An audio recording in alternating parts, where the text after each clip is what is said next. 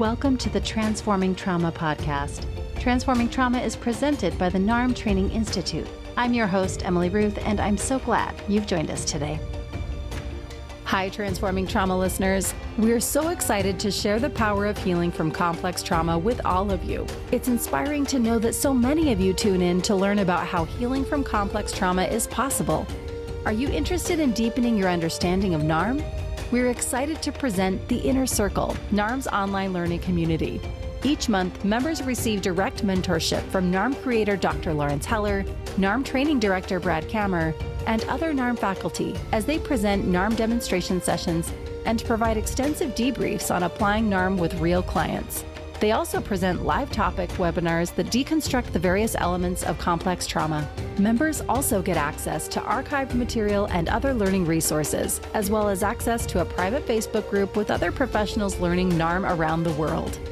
The Inner Circle is a hub for the international NARM community where people working with complex trauma come together to connect, network, and develop trauma-informed projects to help our world. You, our Transforming Trauma listeners, can receive a free 14-day trial with access to the 3-month archive by visiting www.narmtraining.com/free trial. And now for our interview. Gaelin Elmore experienced complex trauma for most, if not all, of his childhood. Despite extreme childhood adversity, Gaelin played college football, graduated early with honors, and signed an NFL contract. Now, as a national keynote speaker, trainer, and advocate, Gaelin works with adults and professionals who want to help children overcome trauma and unleash their potential through belonging. Please enjoy this conversation with Gaelin Elmore. All right, I'm sitting here with Gaelin Elmore. Welcome to Transforming Trauma. Hey, Emily, thanks for having me. I'm excited to be here and be able to talk a little bit about my work and my past and just spend time with you. Sounds good.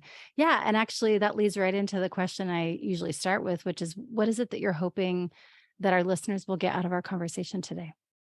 Yeah, I would say one thing that I hope those that get a chance to listen to this conversation would take away from my story, experiences, but also some of the things that I've gleaned through my work would be that trauma really changes the rules to the game. And what I mean by that is so much about our individual efforts to quote unquote transform trauma is understanding it enough so that it doesn't become a destiny for the people that have had to go through it. And in an effort to do that, we need to know that it changes their experience, it changes the development, it changes how someone sees the world. And we can't even begin the process of helping them transform if we don't understand that's where they're starting from. From my own experience as a child navigating childhood trauma and the work that I'm doing now, it's largely helping people really know what the starting point is. And so if we all can take from this conversation that trauma changes the rules so that it is not the exact same experience from person to person, then I think we're much better positioned to really help people transform and not be negatively impacted by what they go through. Right. That's such a great place to start. And I just want to highlight this piece that you said. It doesn't have to be the destiny of those who are experiencing it, and what a hopeful lens it is to see it that way. Absolutely. But again, as you're saying, as the more we understand it and understand how folks are experiencing it, the more we can help shape a different kind of experience. So cool. We're excited to have you here. So if you wouldn't mind, could you just share with us a little bit about your background? Where do you come from? And we'll lead into the work that you're doing. Yeah, great starting point. Most times, most situations, I wouldn't know how to answer where I come from because I come from all over. But if we're talking in this context, I really do come from the foster care system. My life, my relationships, my lens that I look at the world is largely shaped by my experience navigating foster care and the things that came with it. And so I was born the only child between my mom and dad. They were two people that walked their own paths with trauma, which is something that has been extremely challenging but powerful for me to understand the things that brought them to where they were And when they came together to have me, you can't, like, it changes the rules, right? And so I'm actively learning that in my adulthood as I try to stay in a relationship with them. But my parents were struggling alcoholics and addicts, and that led me and my siblings to navigate foster care at a very young age. I entered foster care at 5 months old, and I honestly didn't know that until a couple of years ago when I finally read through my own file. My parents had sworn up and down for years that I didn't go until I was a little bit older than a year old. And that wasn't true. I actually had been removed 2 times by the time that they kind of shared that information, or by the time they said I was originally removed. And so I experienced multiple caregivers, multiple like severed relationships very early on in my development, and kind of experienced this boomerang or back and forth from foster care to family, with my siblings, without my siblings, for the first 4 or 5 years of my life. And at 5, it was kind of like, I tell people all the time, that was the last time that my family was ever the same. And I remember the separation. I remember just the toll that it had over the next 18 months after that happened. So yeah, at 6 years old, I got placed into a foster home it was the first time that me and my siblings had kind of been placed in the same home. And our foster parent was immediately abusive, and emotionally and physically. And I stayed in over 20 different homes in my time in foster care. This home was the only home I stayed in longer than a year, and I stayed in it for almost 6 years. So from 6 until essentially 12 years old, I'm navigating abuse at home, abuse from my caregiver, really neglect from my siblings, who, if anyone out there understands foster care, they understand that the oldest siblings in that kind of, that from that family or that dynamic, often become surrogate parents. And so I'm also dealing with not being with my biological, like, actual mom and dad, but now my sister, who is 7 years older than me, who was always kind of a mother figure for me, is now rejecting me as well because of the abuse that we're navigating. And so me and one of my sisters, actually, to get out of the home, ended up running away when I was 11 and she was 14. We were on the run for over a month. I missed a month of school. And that was the thing that eventually led us to getting removed from that home. Within a year, I was reunified with my biological father. It's the first time I'd lived with them since I was 5 years old. Really, it was the first contact we had for like better part of 3 years. Like, we had some visits here or there, but it wasn't consistent because my path was trending toward adoption. So I was going to be adopted by my abuser. Us running away kind of changed that course or that plan. Got back with my dad. We struggled financially immediately. And although early in my life, my parents were addicts and alcoholics and struggled, we never struggled financially. Like, my parents were really high functioning addicts. They kept a job. They just, when they didn't work, they partied really hard, and that was their life.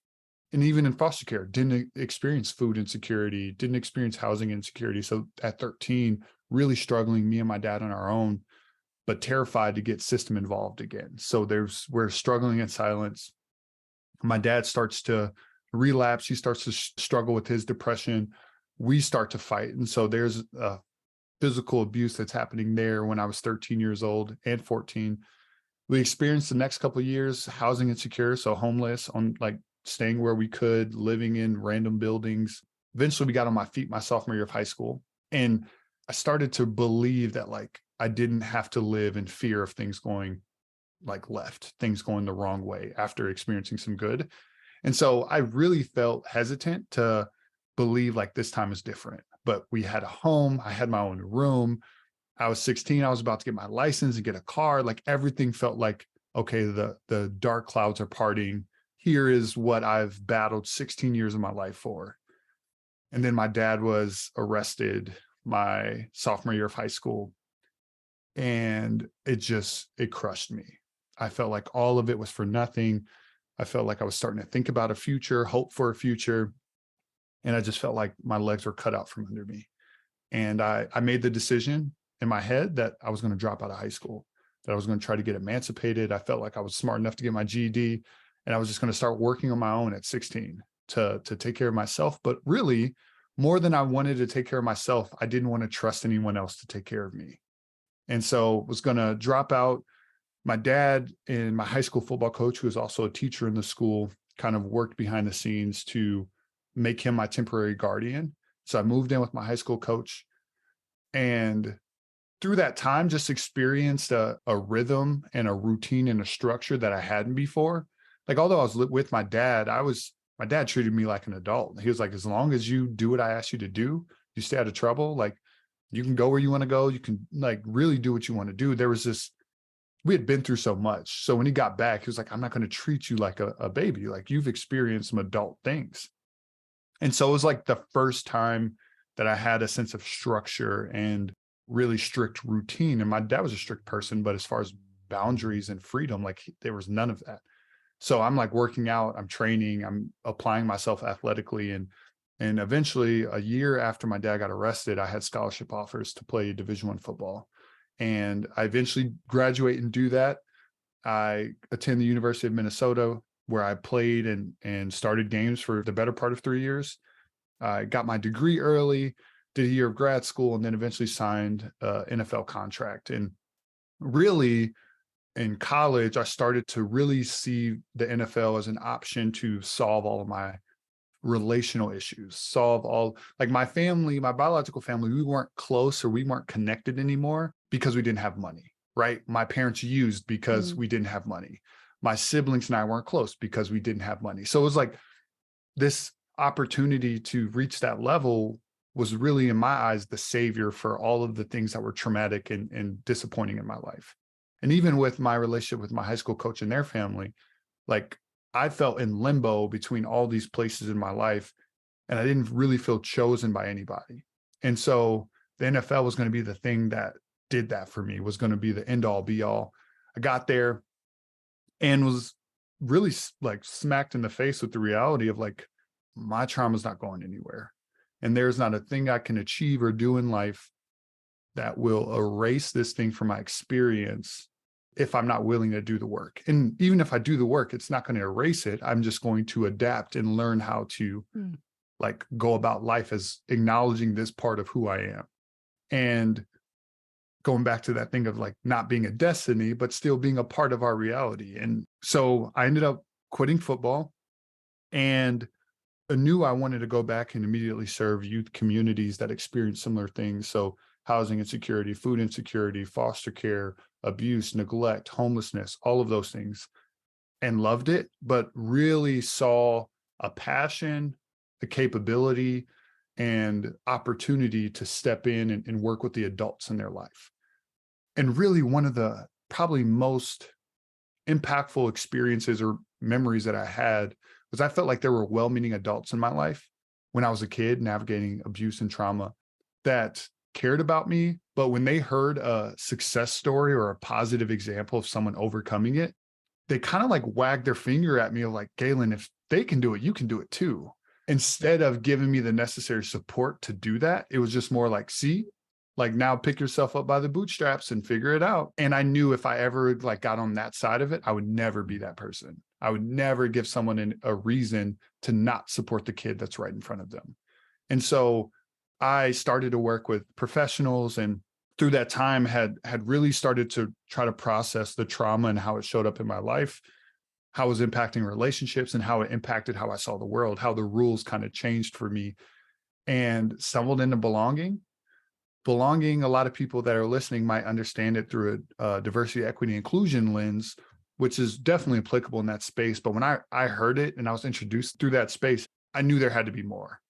I really thought there was something about it that was helpful in my life, in the sense of it allowed me to be successful. It allowed me to be a good student. Belonging allowed me to commit to sports in a way that maybe my peers didn't. It allowed me to see hope in a future despite the trauma and things I was navigating. But also belonging shaped the decisions I made. It changed where I went to school. It changed where I went to grad school. It changed who I was in relationship with, who I felt safe with, who I didn't. And it changed where I wanted to be in life. And so knowing that, man, it changed my past, but it's also kind of simultaneously shaping my future, I knew that I wanted to commit my life to it. So now I work with adults and professionals that serve youth that are navigating childhood trauma, or even adult populations that are still navigating their childhood trauma in a way so that they can implement belonging to help them overcome it, to transform it, and ultimately reach their potential.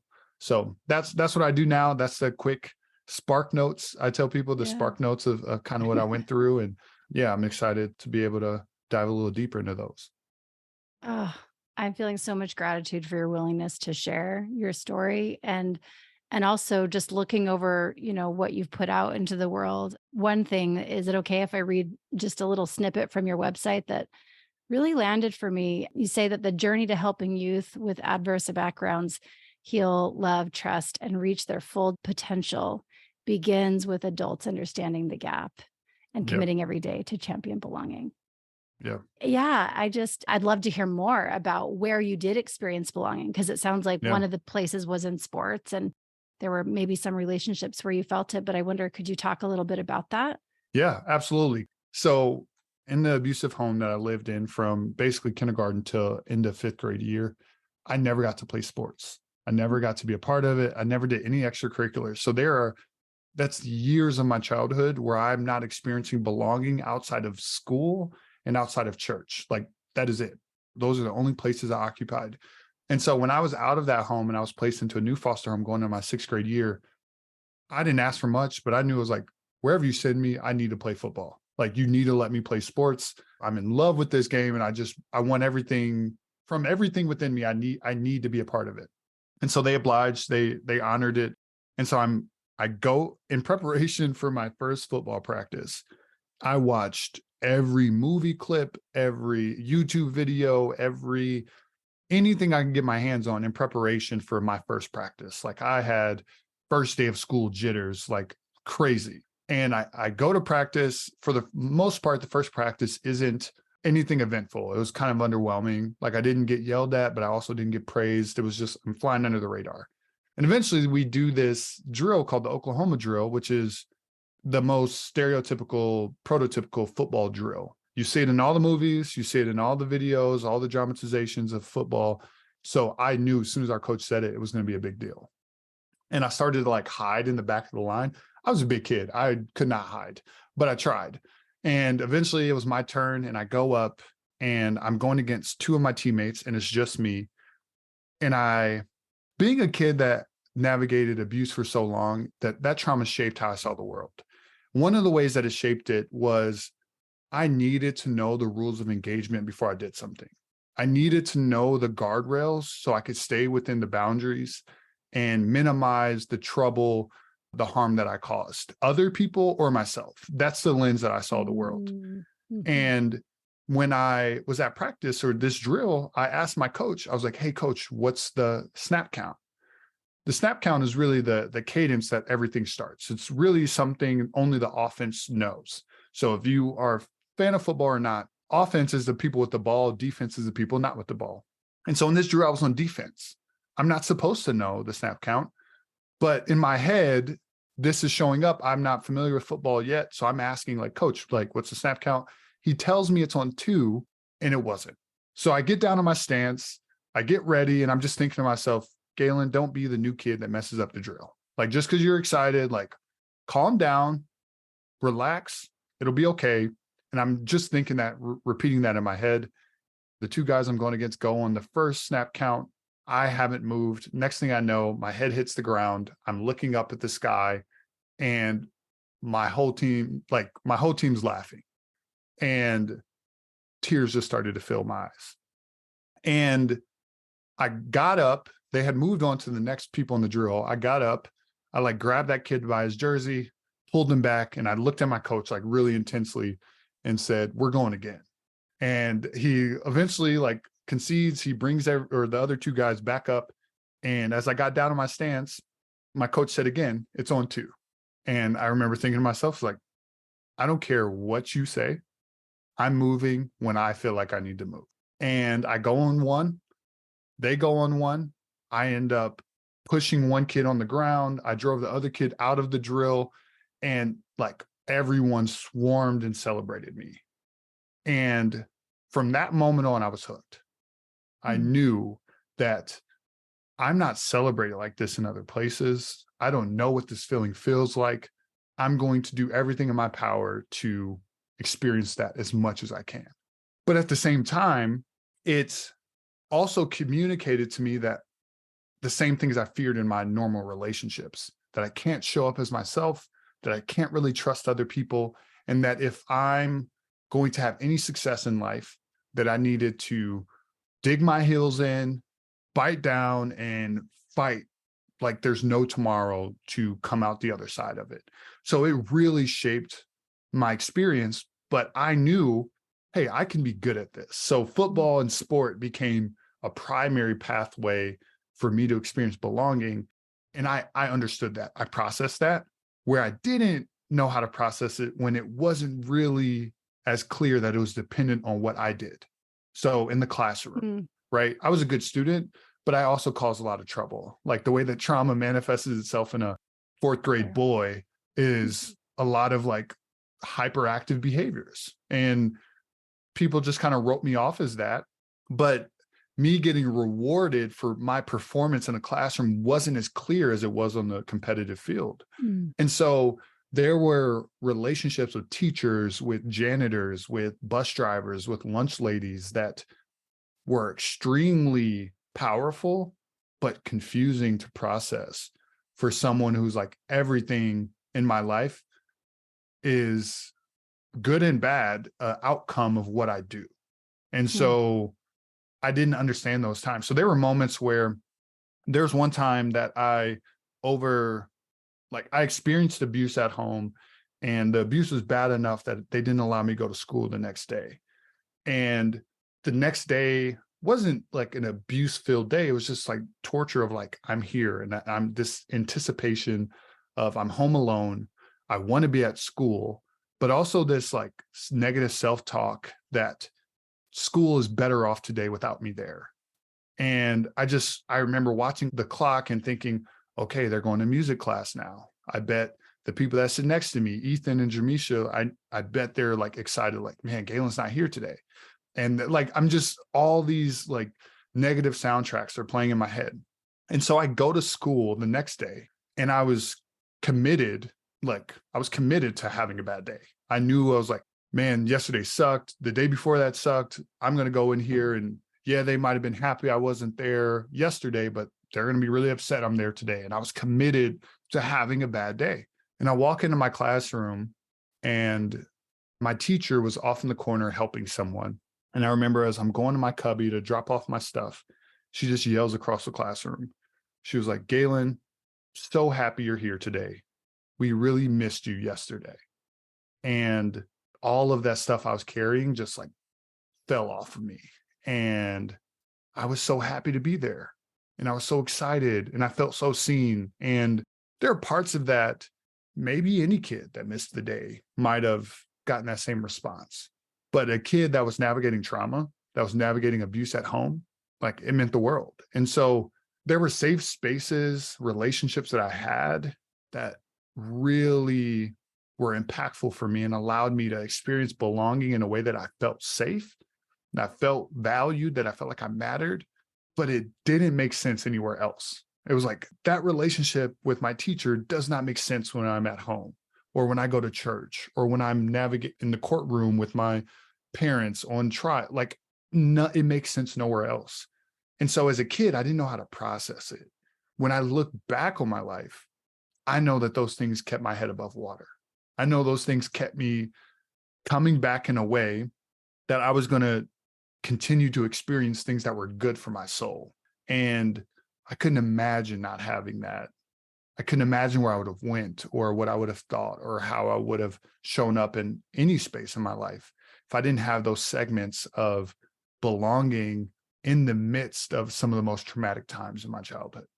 Wow, that's so touching to ponder the impact that adults can have in the lives of any kid, but like you're saying, a kid who's navigating trauma, how it's like a magnifying glass is put Yeah. over any kind of interaction. If it's a positive one, awesome. But if it's even a slightly negative one, how that can really just be devastating.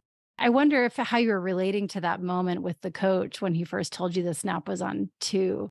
did you start to learn, I got to rely on myself and my own tuition? I don't know if that's a bad thing necessarily, especially a kid who's Mhm. navigating trauma, but I wonder if there was an element there of like, there are certain adults maybe I can trust in certain moments, or I don't know. What did that mean for you?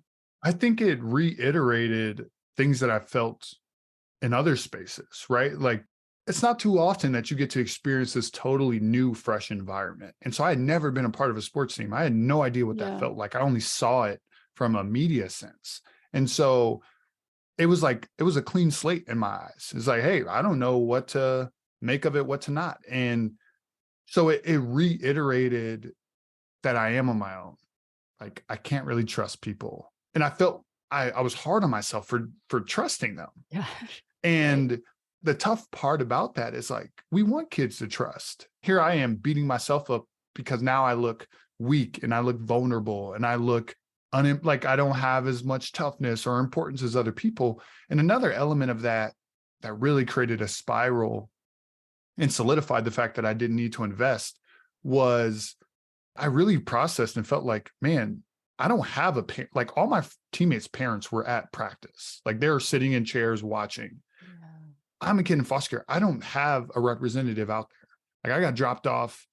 Actually, the first practice I had to bike to. So it was like I showed up on my own.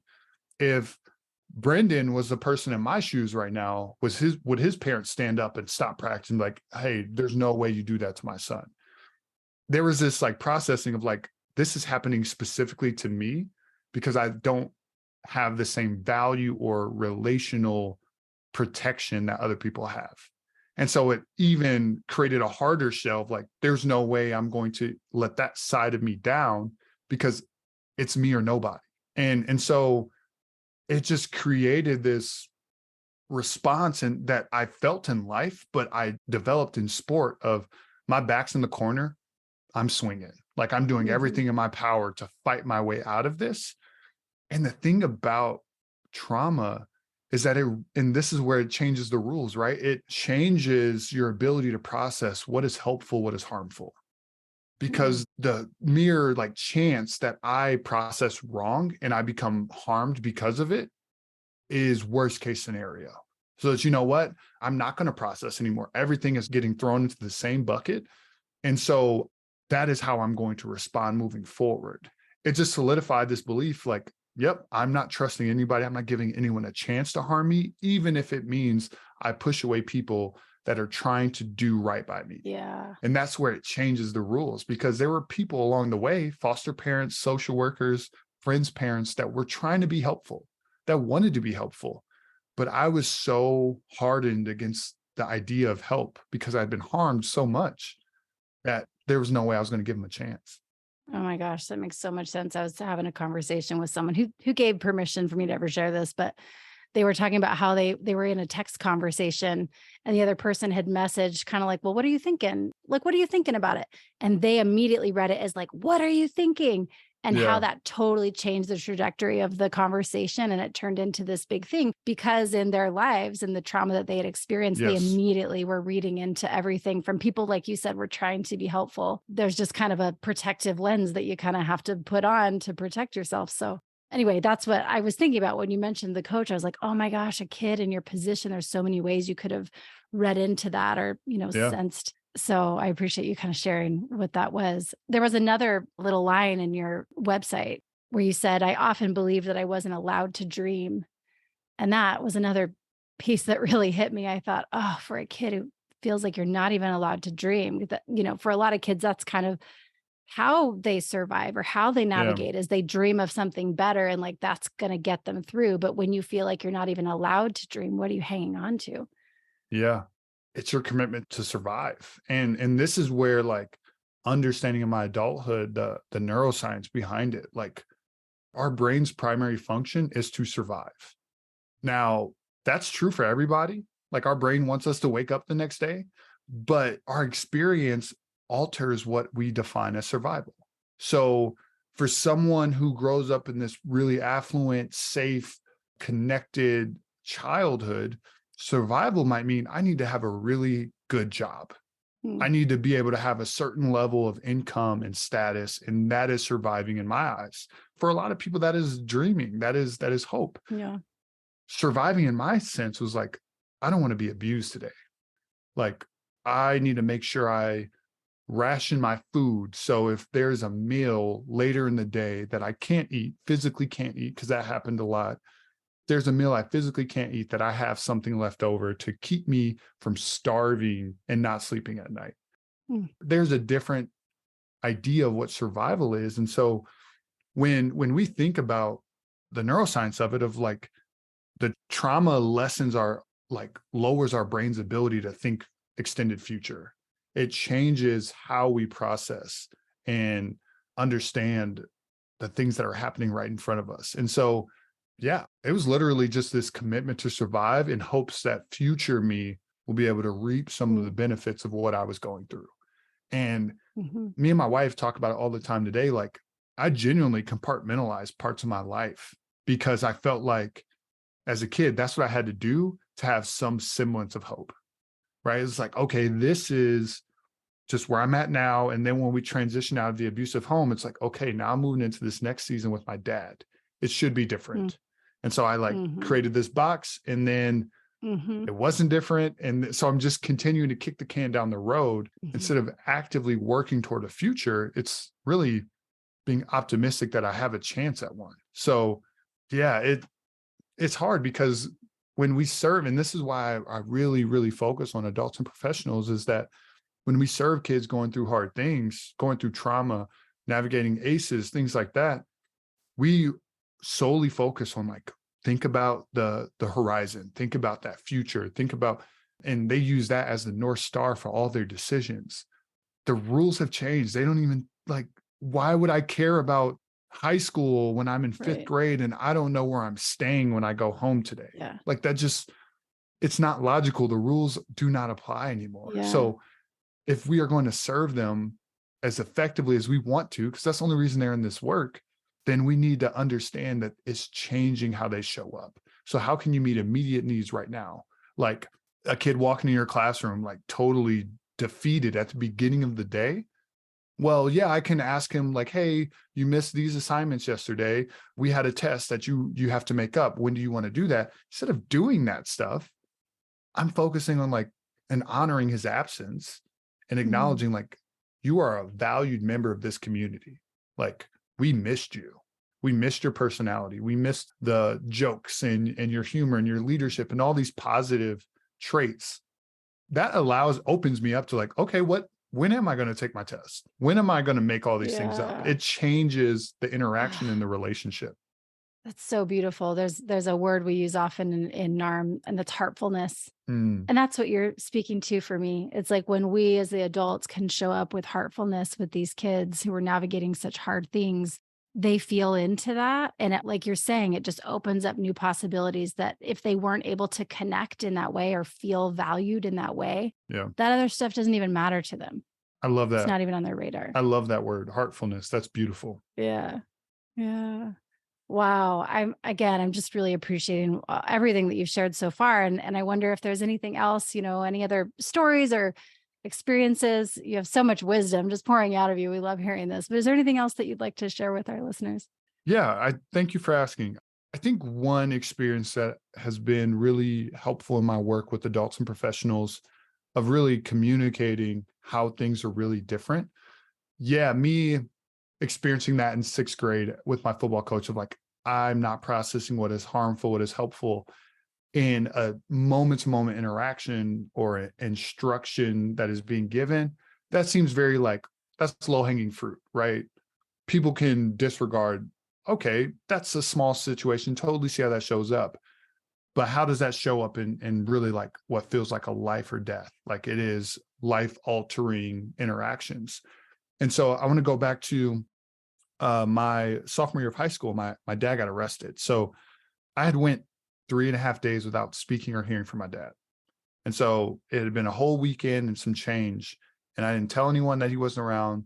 I didn't let anyone know I haven't spoken to him. I didn't ask anyone if they knew where he was. It was this total like locked focus of I can't let anyone see on the inside of what's happening because it might make me unsure and insecure in what my future looks like. Like, what does tomorrow look like? They're going to put me back in the system. They're going to do all these things. So it's like, nope, I will literally hold up this facade until I can't any longer. I get called down to the office at school.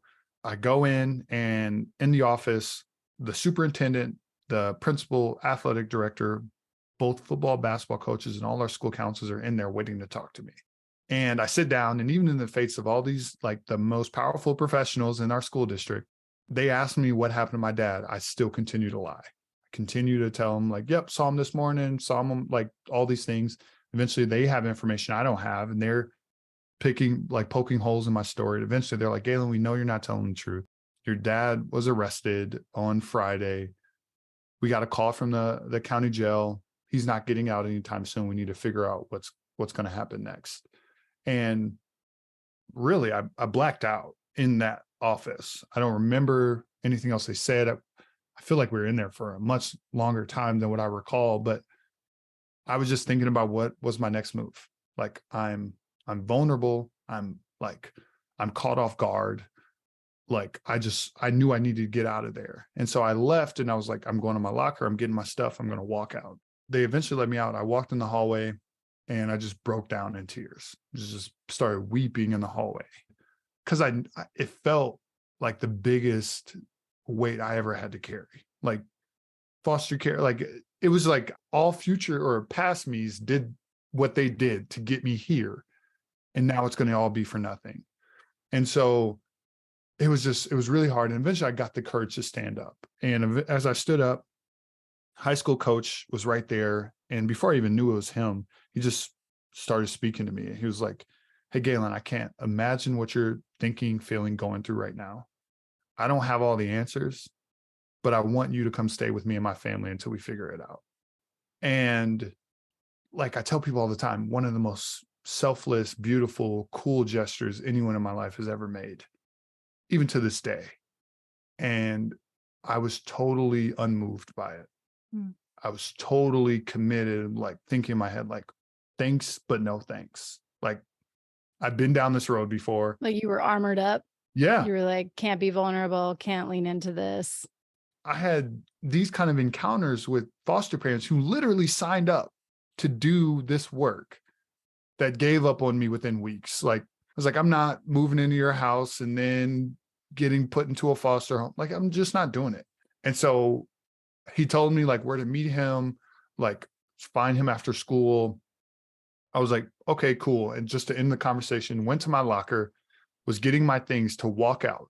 My locker is in the same hallway as one of our exit doors, and it might have set off an alarm or whatever. I was like, once I'm outside, it doesn't matter. And right before I got there, two of the high school counselors that were in the meeting found me, and they're like, Gaelin, we don't want you to go back to class. We want you to come with us. And then before they finished their sentence of like, we don't want you to go back to class, I was like, cool, I don't want to go back to class either. So sweet. I was like, sweet, we agree. And then they were like, we want you to come to our office. I was like, oh my gosh, like, leave me alone. Yeah. They bring me down their office. I stay there to the end of the day, and I tried to sneak out of school at the end of the day. And my high school coach was parked out front. Like, he told me to meet him somewhere. I didn't go that way. I tried to go out the front. He was parked out front waiting for me. And I eventually got in, and I tell people my life wasn't changed overnight, but over time, it started to change. Like, the experiences, the belief, the deep breaths that I was able to take for the first time in my life, like slowly aligned with people's actions and their heart and their words and their intent, started to change things. But the reason I wanted to share this story is not because of like the cool, like cinematic, emotional gesture that my coach made. Like, great. As we're talking about transforming trauma, like me, in the face of the hardest thing that I ever was going to go through, of dropping out, being on my own, giving up on my future in my eyes, I was still willing to do that on my own instead of trusting that someone else was going to be willing to help me. And that is what I mean by it changes the rules to the game. Like, I had a different way of looking at life, and no one's words, gestures were ever going to change that. It was going to be relationship. It was going to be belonging that was going to change that. And like I went kicking and screaming. Like, I literally wanted nothing to do with that. And for the first 6 months of being in their home, I was a subletter. Like I just rented a room out in their house, not relationally connected or attached at all. Mm-hmm. And it just kept taking moments of me being seen, like beyond the front that I had, where people were, or where my coach specifically was like seeing me at my core, even when I wasn't letting him see that. So him, through wisdom, through experience, and through authenticity, speaking into those things in my life, that is what began to change how I saw myself and what I thought of a future was, and started to dream and begin to process my past. Because everything beyond that point, or before that point, was buried. It was like I lived in their home for almost a year before they got access to my files and knew that I ever lived in foster care. Oh, really? No one knew, like, because when we had moved to their town, it was just me and my dad. Like, no one knew what we had come from. So Yeah. it was a long time before anyone in my life knew anything that I went through. Wow. And so I was so dead set in living life in solidarity, alone, by myself. And ultimately, even though people that are navigating trauma may want that the most, it's not what we need. We need people willing to stay by us long enough to process what has happened and how does that change and shape who I am right now. Mm-hmm. And that is what allows people to transform the trauma that they navigated. It's what allows us to take something that was a mess, and to get too like speakery or quotey here, take a mess and turn it into a message. Like that is what makes it all worth it, is the relationship of people willing to stay in the ugliness with us, because I never felt worthy or valuable enough for that. So yeah, that's one that I think really culminates and kind of brings full circle a lot of the stuff we talked about today. I so appreciate what you're saying, and especially this last piece as you're talking about. I just want to highlight how important the relationship is, and that the being with these folks, they took you into their home, they gave you, a place to live and all of that. But what sounds even more impactful than that, maybe not more, I don't know. I don't want to put words in your mouth, but at least equally as impactful is the relationship that they kept seeing you at your core, which is a value that we really hold in NARM, this piece of like the relationship, how important that is. The relationship is a priority. And so that's what I really got out of what you were sharing, is how vital that was for you as you transformed your trauma. They didn't even know your history. You weren't sharing a whole lot of details with them, but they're just showing up for you and being present and sitting with where you were. Sounds like it was just really, really. Yeah, I talk to people all the time about really understanding what compassion means. And I think it often, unfortunately, gets associated with empathy and sympathy. And that's like, it's a synonym for those words. But really, it's those same feelings that drive you into action on behalf of the person that you care about. So it's like, really, I am empathetic and I sympathize with what you might be experiencing. And I'm going to use the things that are at my disposal to help alleviate that experience from happening in the future. And so compassion is equal emotion, but it equal action in the life of someone else. And so I had people that like said all the right things and had the right heart and were empathetic and sympathetic about what I experienced, but never effectively used their platform, their status, their power as an adult or a professional to alleviate what I was going through. Had a lot of people actively working to try to alleviate it, but never had the empathy or sympathy about what I was going through. And so we need both as we are trying to serve people and help them overcome what they've experienced in the life that they've kind of been given or dealt. You need both. And you need both. That is absolutely what my coach really did a great job of providing is, and he was a man of few words. He wasn't an overly emotional or vulnerable person himself, but he had a way of communicating his heart and his actions in a way that you understood. And yeah, he was one of the most intentional men that I've ever been able to be in a relationship with. And so very thankful for him and his role in my life. So cool. So cool.